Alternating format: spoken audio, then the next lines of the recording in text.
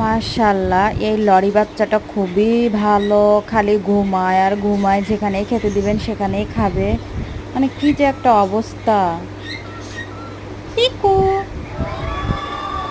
এই তো অবস্থা আর কি এদের, কি আর করা। চারপাশে শুধু হচ্ছে লরি বাচ্চাটা শুধু খাওয়া দাওয়া করবে আর অলস সময় পার করবে। এমনিতে খুবই ভালো। যাই হোক, ধন্যবাদ।